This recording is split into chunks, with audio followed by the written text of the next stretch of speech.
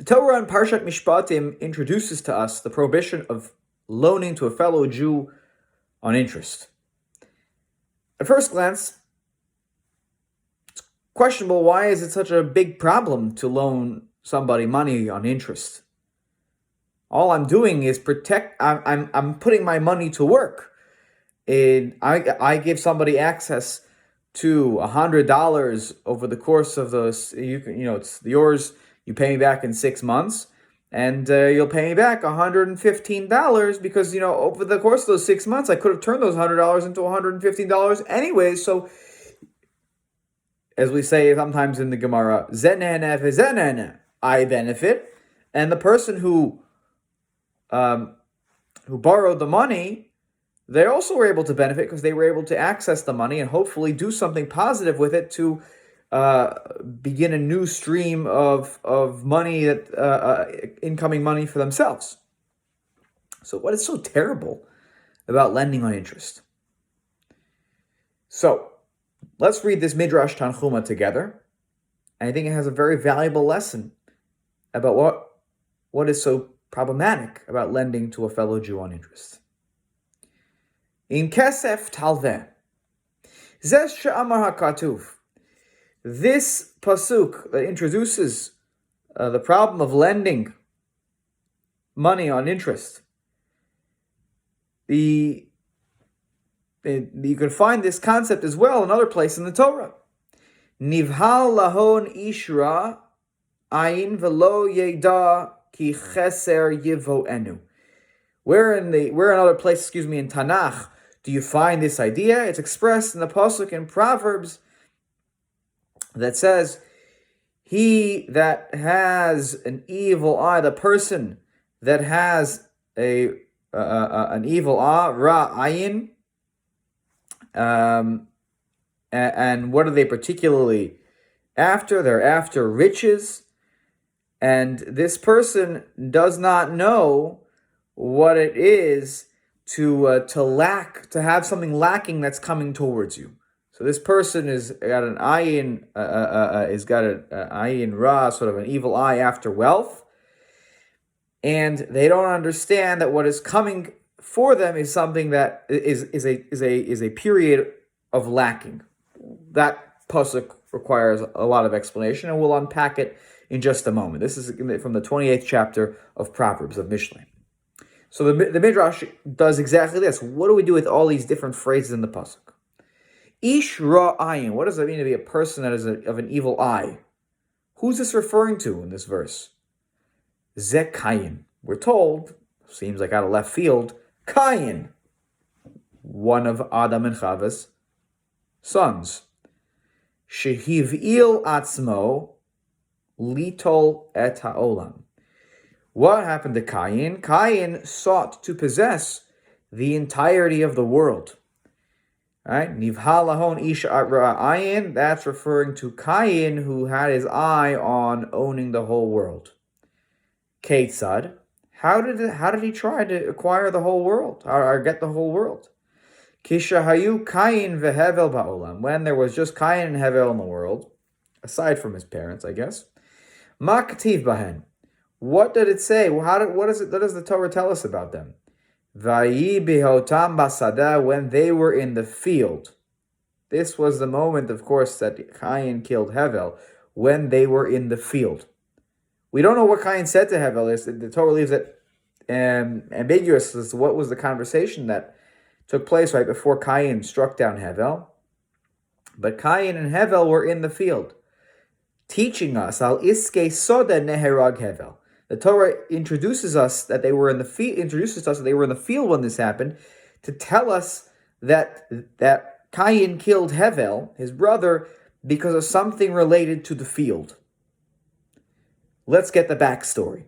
Amar lo Kain leHevel. Kain said to Hevel, Nachalo ka'olam. Let's split the world. Just the two of us. Mom and dad had only us.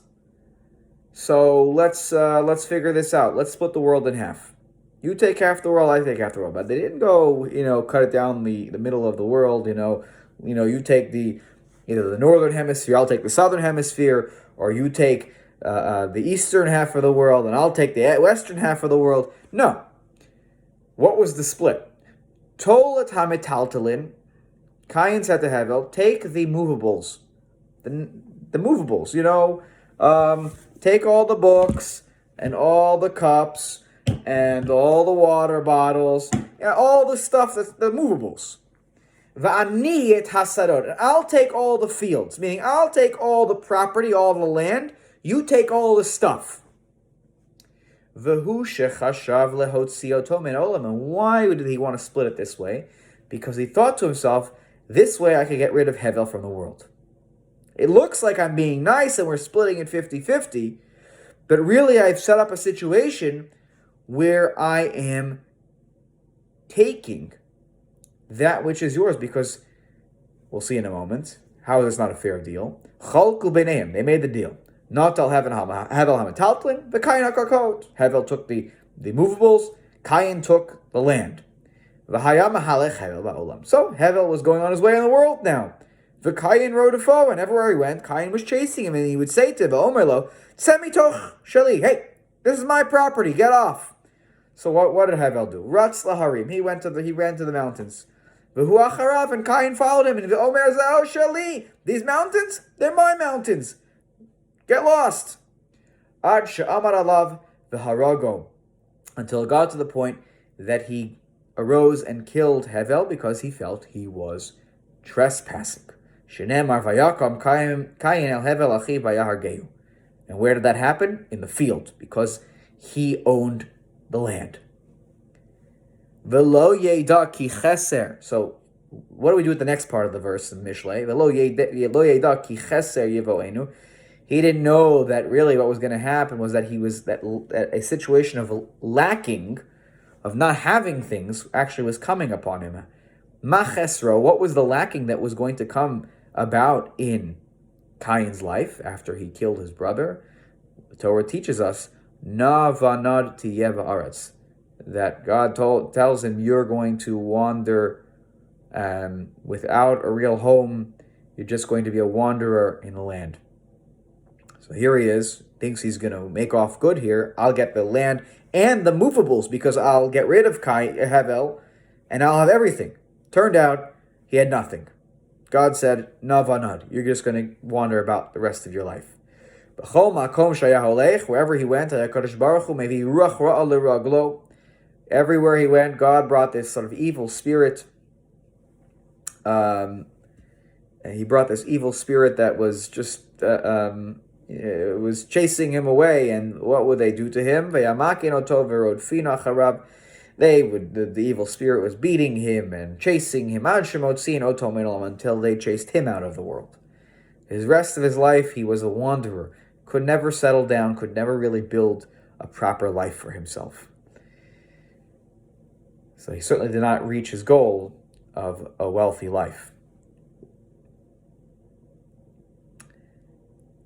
And the Midrash continues, Kach, and now here's a connection back to lending on interest. Kach, kol hamalve et chaveiro beribit, anyone who lends to their friend on interest, sof shenitzrach labriot. At the end of the day, you're going to need other people. You're going to lack. Shenemar v'lo yedaki cheser yevoenu. You don't think that this is bad for you, because all I'm doing is I'm making some money, but really, you're the one who's going to be lacking one day, just like Kain.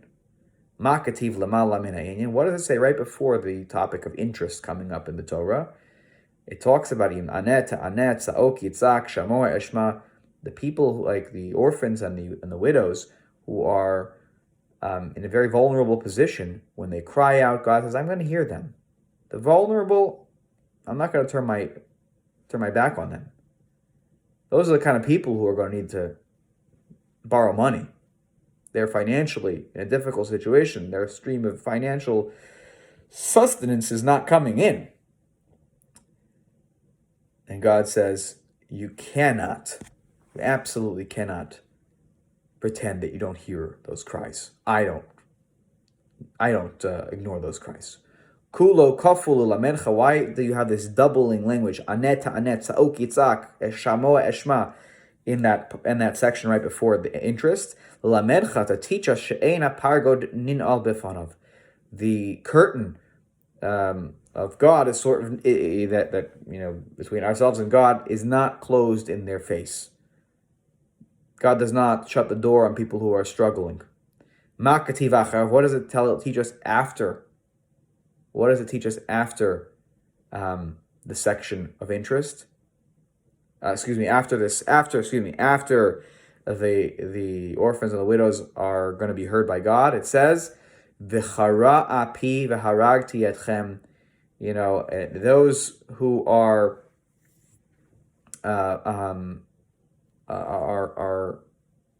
that God is angry, and He's going to kill people by the sword who mistreat and take advantage of the orphan and the widow. And how do you take advantage of the downtrodden of society? Eimatai in kesef talve. If you lend on interest. Lending on interest. What do we learn from this midrash? Lending on interest should remind us of the Kain and Hevel story. It looks like on the surface, like it's no big deal.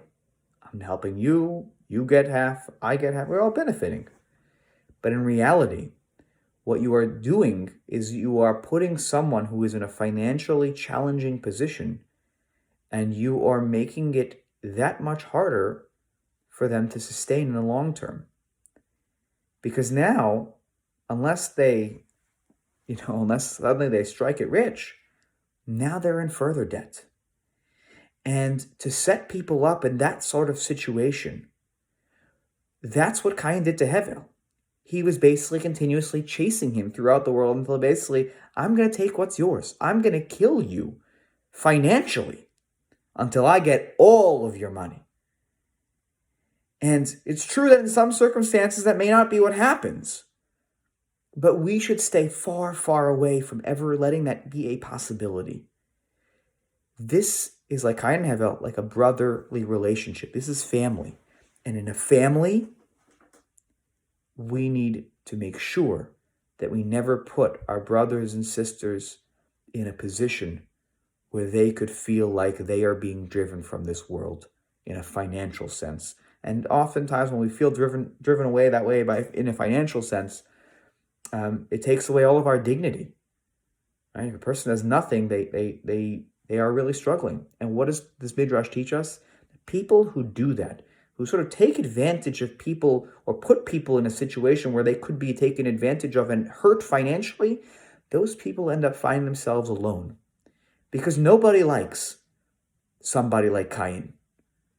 People like Kain, they are going to have to wonder because there's nowhere where they can settle. People don't want to be around that. They want to be around someone who knows that they've got your back. And that's what lending on interest to a fellow Jew represents. Right? We all want to support each other and make sure that we are financially sound without worrying about what's in it for me. Kain was so concerned about wealth for himself that it came at the expense of those around him. And we ought to know, and we ought to learn this lesson, that we need to not be in it solely for ourselves, but we are in this for all of the Jewish people, and we're there to help those who need it the most without getting an extra penny for the trouble of helping them. Take care, everybody.